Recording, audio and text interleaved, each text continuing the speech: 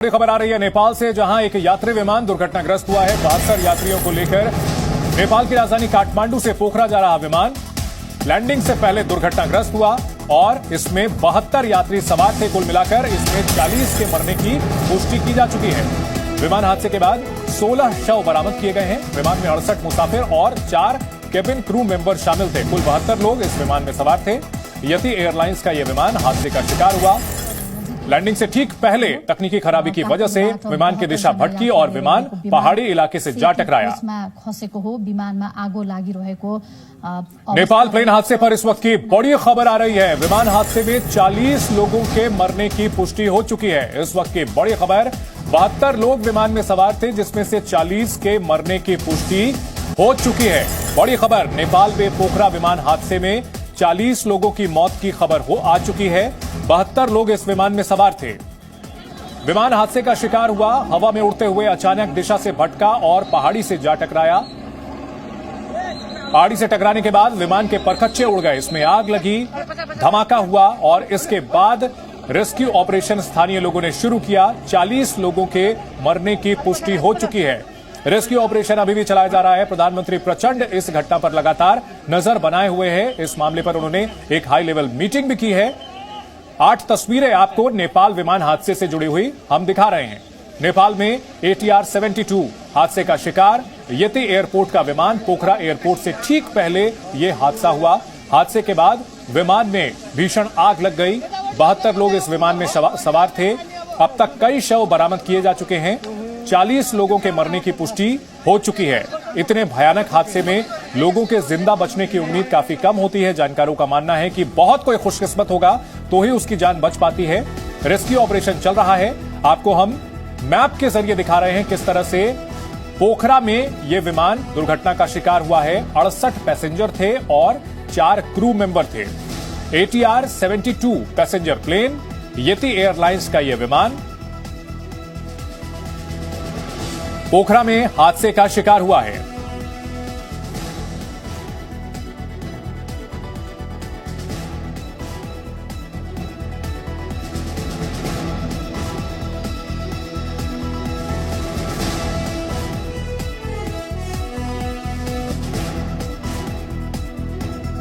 विमान में सवार यात्रियों के नाम हम आपको दिखा रहे हैं। इस विमान में 72 लोग कुल मिलाकर सवार थे, जिनके नाम हम आपको दिखा रहे हैं। 5 भारतीयों के भी इस विमान में सवार होने की खबर आ रही है।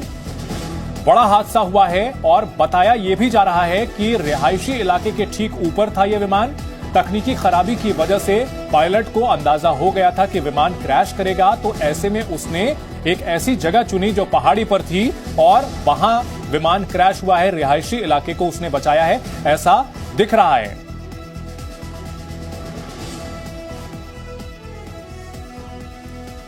इस बड़ी खबर पर हमारे साथ 2 खास मेहमान जुड़ गए हैं। एयर कमोडोर BS सिवाच है, रक्षा विशेषज्ञ, साथ ही साथ सिकंदर रिजवी साहब हैं, जो कि एविएशन एक्सपर्ट हैं। सिवाच साहब, इस हादसे की जो तस्वीरें सामने आ रही हैं, हवा में उड़ता हुआ विमान अचानक से मुड़ जाता है। खबर यह भी आ रही है कि रिहायशी की इलाके के ऊपर विमान के जो पायलट थे, उसे अंदाजा हो गया था कि विमान क्रैश होने वाला है, इसीलिए उसने पहाड़ी की तरफ का रुख किया।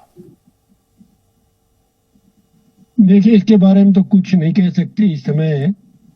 आपका जो ये वीडियो है, ये भी पता नहीं इसी टाइम का है जब क्रैश एयरक्राफ्ट का हुआ था, लेकिन इसका कोई खास कारण दिखाई नहीं दे रहा हमको कि क्यों एयरक्राफ्ट का सडनली चेंज इन डायरेक्शन हुआ, वो क्रैश हो गया। मौसम भी मेरे ख्याल में ठीक बताया जा रहा है जी। हो सकता है कि सडनली जो एयरक्राफ्ट में कोई तकनीकी खराबी आ गई है। नॉर्मली तकनीकी खराबी के कारण ज्यादा एक्सीडेंट नहीं होता, 10 और 20 मैक्सिमम 20% होते हैं। मोस्ट ऑफ दी एक्सीडेंट होते हैं वो ह्यूमन एरर के कारण होते हैं। ठीक है, 80 to 90% एक्सीडेंट ह्यूमन एरर के कारण होते हैं जी। तो इसमें अगर आप फोटोग्राफ के वीडियो से देखें तो इसमें लगता है कि कुछ जहाज में भी कुछ तकनीकी खराबी एकदम से आ गई है जी। पायलट का जो कंट्रोल खत्म हो गया है और उसके कारण जो एयरक्राफ्ट को जो है वो क्रैश हो गया। ठीक है, ये भी आप कह रहे हैं कि कोई कैप्टन सिकंदर रिजवी, ATR 72 इस विमान के बारे में क्या जानकारी है हमारे पास? कितना ये सुरक्षित विमान होता है और नेपाल में लगातार जो हादसे हो रहे हैं, इस पर भी सवाल खड़े होते हैं। देखिए, ATR 72 हो या इसका छोटा मॉडल है ATR 42 हो, इनका रिकॉर्ड पूरे दुनिया में देखा जा रहा है, तो कहीं ना कहीं इसी तरह के मिलते जुलते एक्सीडेंट हुए। अभी तक के ये मॉडल के जो एयरक्राफ्ट है 46 क्रैश कर चुके हैं पूरे वर्ल्ड के में। कभी उसका कंट्रोल फेलियर हुआ है और कभी उसका ये हुआ है कि वेदर की खराबी से हुए हैं, और सारा खमियाजा जो है भुगतना पड़ता पायलट एरर, क्योंकि कंपनीज बचाना चाहती है अपने आप को, अपना फेस बचाना चाहती है, और एयर ट्रैफिक कंट्रोल में बैठे हुए या मेंटेनेंस के लोग वो बचाना चाहते हैं कि हम उसके फॉल्ट नहीं, टोटल पायलट फॉल्ट है।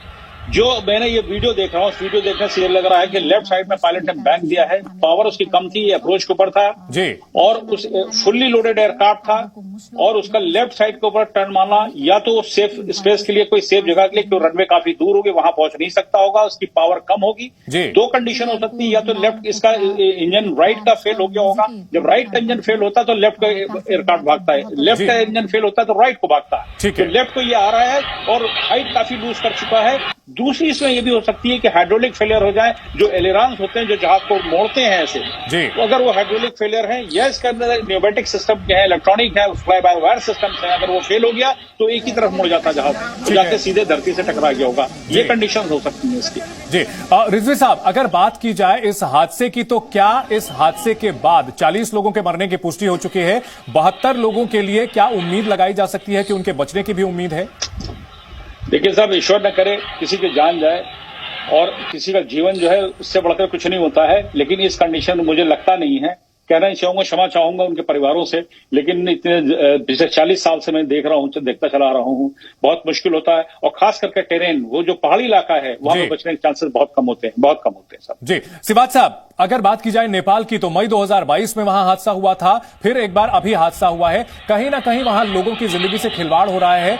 नेपाल जो कि बहुत एक खूबसूरत देश है और वहां बड़ी तादाद में सैलानी पहुंचते हैं, लेकिन एक के बाद एक होने वाले ये हादसे बड़े सवाल खड़े करते हैं, जिनके जवाब नेपाल की सरकार को तलाशने होंगे। ये नेपाल की जो टेरेन है ज्यादातर हिली टेरेन है, और वहां पर जो है मौसम के जो चेंजेस होते हैं वो भी बहुत स्विफ्ट होते हैं और अचानक हो जाते हैं। उसके कारण जो है अगर पहाड़ और बैड वेदर हो जाए, दोनों का कॉम्बिनेशन बहुत ही खतरनाक है, और उसके कारण ज्यादातर एक्सीडेंट पहाड़ों में उसी कारण से होते हैं जी। तो ये तो पहाड़ों की बात है। दूसरा जो है, पायलट्स अगर ऐसे मौसम में फ्लाइंग कर रहा है और खराब मौसम है तो उसमें डिसोरिएंटेशन हो सकता है और उसमें प्रॉब्लम हो सकती है, क्रैश हो सकता है।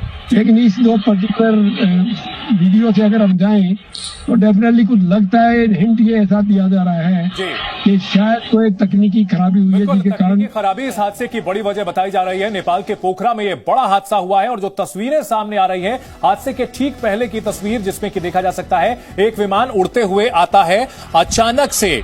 आखिरी मोमेंट पे अगर आप देखेंगे तो ये टिल्ट होना शुरू होता है, अचानक से वो घूमने लगता है, और जैसा कि अभी हमें रिजवी साहब ये बता रहे थे कि अगर राइट इंजन में प्रॉब्लम हो तो विमान लेफ्ट साइड मुड़ता है। ये इसके पीछे एक वजह हो सकती है, तकनीकी वजह हो सकती है। लेकिन हादसे से ठीक पहले की, कुछ सेकंड पहले की ये तस्वीर है। ये रिहायशी इलाका है। बताया जा रहा है कि एयरपोर्ट के बाहरी हिस्से में एक रिहायशी इलाका है, और उसी के ऊपर पायलट को अंदाजा हो गया था कि वो अब विमान को सुरक्षित लैंड नहीं करा पाएगा, क्योंकि विमान डगमगाने लगा था। ऐसे में उसने एक पहाड़ी इलाके को चुना जहां पर उसने क्रैश किया है। रिहायशी इलाके को बचाने के लिए हो सकता है उसने उस पहाड़ी इलाके को चुना हो, लेकिन बेहद दुर्भाग्यपूर्ण ये घटना, और हादसे के बाद का ये मंजर काफी अफसोसनाक, काफी डरावना। ये टुकड़े आप देख सकते हैं, नीचे ये टुकड़े हैं विमान के, अलग अलग पुर्जे जो हैं ये पसरे हुए हैं। विमान जब पहाड़ी से टकराया, 300 किलोमीटर से ज्यादा की रफ्तार थी। टकराने के बाद इससे बिल्कुल ये फैल गया, जोरदार धमाका हुआ, आग लगी, धुआं हो गया चारों तरफ, और विमान के टुकड़े चारों तरफ फैले हुए थे, इंसानी शरीर चारों तरफ फैले हुए थे। स्थानीय लोग पहुंचे वहां पर, लोगों को बॉडीज को उठाना शुरू किया। मेडिकल फैसिलिटी उपलब्ध कराना भी यहां आसान काम नहीं है। ये पहाड़ी के ऊपर का ये इलाका है और यहां बड़ी तादाद में सुरक्षा बल तैनात तो है, लेकिन रेस्क्यू ऑपरेशन कतई आसान नहीं है। और इसी से अंदाजा लगाया जा सकता है कि नेपाल के प्रधानमंत्री प्रचंड ने बताया कि इस इलाके में स्थानीय लोग भी पहुंचे और वहां जो मौजूद सुरक्षाकर्मी हैं उनकी मदद करें। ये तस्वीरें आप देख सकते हैं, ये तस्वीरें आप देख सकते हैं किस तरह से मलबा फैला हुआ है। नेपाल में लैंडिंग से पहले यह हादसा हुआ है। नेपाल प्लेन हादसे पर बड़ी खबर, लैंडिंग से ठीक पहले हादसा हुआ और इसमें 40 लोगों के मरने की पुष्टि की जा चुकी है। यति एयरवेज का विमान